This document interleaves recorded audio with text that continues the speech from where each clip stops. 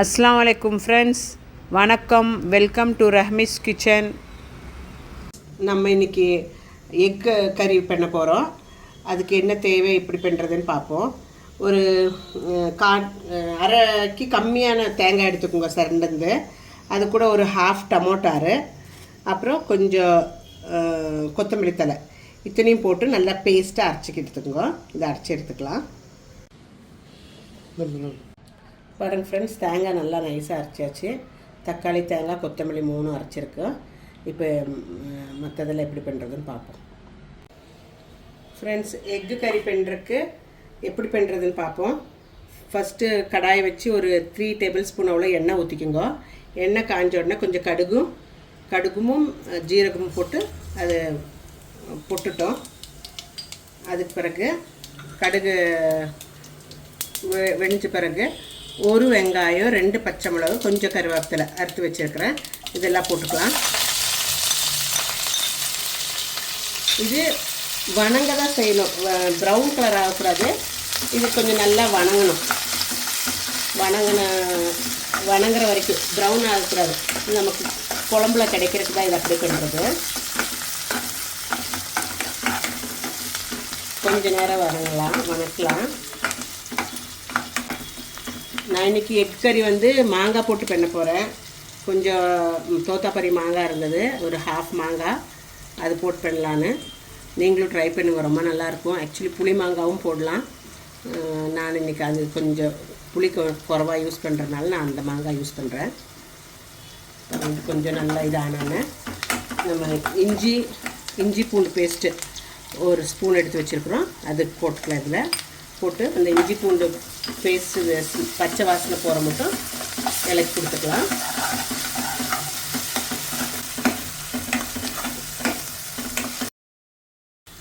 நம்ம அரை tomato already தேங்காய் கூட அரைச்சி வச்சுருக்குறோம். அரை டமோட்டோ சின்னதாக பொடியாக அரிஞ்சு வச்சுருக்கோம். அது போட்டு இதில் வணக்கிக்கலாம். நல்லா வணக்கிக்குங்க, உடையிற வரைக்கும் நல்லா வணக்கிக்குங்க. 5 எக்கு நான் வேவிச்சு வச்சுருக்கிறேன். ஒன்று இது கூட உடச்சி போடுவேன். மொத்தம் 6 எக்கு இருக்குக்கு இல்லை மசாலா. இது நான் பண்ணிகிட்ருக்கிறது. டமோட்டோ நல்லா கொஞ்சம் பெருசு, ஒன்று பாதி அரைச்சிட்டு பாதி இதில் போட்டிருக்கேன். முழுசாக இல்லை, சரி பொடியாக அரிஞ்சு போட்டிருக்கேன். கொஞ்சம் நல்லா டமோட்டோ வணங்கட்டும். பாருங்கள், நல்லா உடைய தொடங்கிடுச்சு, ஸ்கின் வர தொடங்கிடுச்சு. இந்த டைமில் நம்ம கொஞ்சம் மஞ்சத்தூள் ஒரு 1/4 டீஸ்பூனு, ஒரு அரை டீஸ்பூனு தனியாத்தூள், 1 ஸ்பூன் அவ்வளோ மிளகாத்தூள் போட்டுக்கிட்டு நல்லா இலக்கி கொடுத்துக்கலாம். ஸ்டவ் கொஞ்சம் கம்மி வச்சுக்கோங்க, இல்லாட்டி கரிஞ்சிடும். கொஞ்சமாக தாக்கி வச்சுட்டு கொஞ்சம் நேரம் இலக்கலாம். தேவையான உப்பு போட்டுக்கோங்க. உங்களுக்கு எவ்வளோ தேவையோ குக்கிங்க்கு அவ்வளோ உப்பு போட்டுக்கோங்க.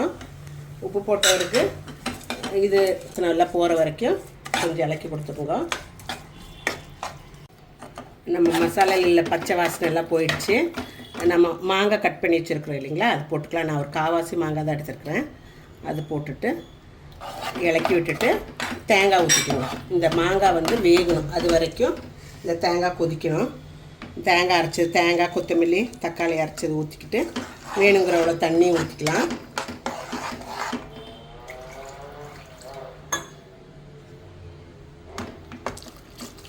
வேணுங்கிற அவ்வளோ தண்ணி ஊற்றிட்டு நல்லா இலக்கி வச்சுட்டு மூடி வச்சு வேவிக்கலாம்.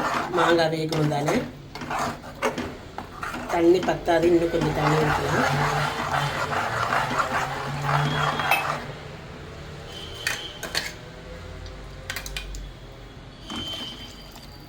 இன்னும் கொஞ்சம் தண்ணி ஊற்றிக்கிட்டேன். பாருங்கள், நல்லா இருக்குது பார்க்குறதுக்கு இல்லையா. இது வேகட்டும், மூடி வச்சுட்டு நம்ம இது நல்லா மாங்காய் வேகிற மட்டும் கொதிக்கிட்டோம். இது அப்புறமா பார்த்துக்கலாம்.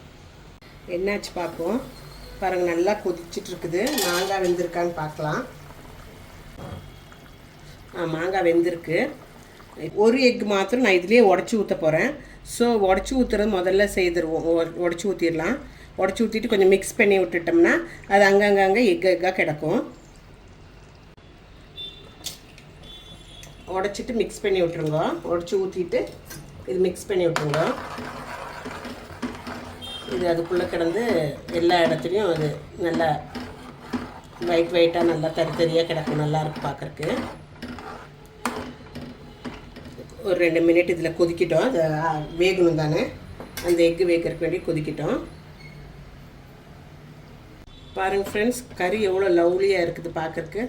இங்கே இருங்க, இந்த மாதிரி முட்டை நம்ம உடச்சி ஊற்றிருக்கோம்ல, அந்த மாதிரி இது மாதிரி கிடக்கும். அப்போ நம்ம கொஞ்சம் ஃபஸ்ட்டு உப்பு பார்த்துக்கலாம், உப்பு இருக்குதானே, அப்புறமா அந்த எக்கு போட்டுக்கலாம்.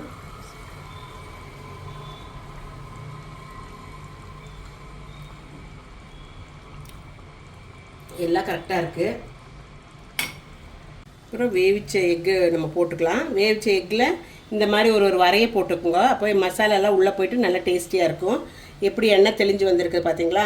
உங்களுக்கு எதான குறவு இருந்தால் நீங்கள் அப்போ போட்டுக்கலாம். உப்போ மிளகு பொடி எதுவாக இருந்தாலும் குறவு இருந்தால் போட்டுக்குங்க. எல்லாம் சரியாக இருக்குங்க. இப்படி போட்டு ஒரு 2 மினிட்ஸ் சிம்மர் ஆகட்டும். இதில் சிம்மர் ஆனவருக்கு கேஸ் ஆஃப் பண்ணிட வேண்டியதான். இதுக்கு மேலே கொஞ்சம் கொத்தமல்லி கார்னிஷ் பண்ணிடலாம். பாருங்கள், அழகாக இருக்குல்ல பார்க்குறக்கு, எவ்வளோ லவ்லியாக இருக்குல்ல.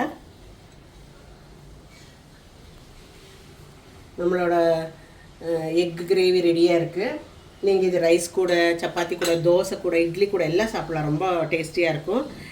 என்னோடய வீடியோ இஷ்டம் ஆச்சுன்னு நினைக்கிறேன். இஷ்டம் ஆச்சுன்னா லைக் பண்ணி ஷேர் பண்ணி சப்ஸ்கிரைப் பண்ணுங்க. மீண்டும் அதர் வீடியோட உங்களை சந்திக்கிறேன். தேங்க்யூ ஃபார் வாட்சிங் my Rahmi's kitchen. Thank you very much. Take care. Bye. See you.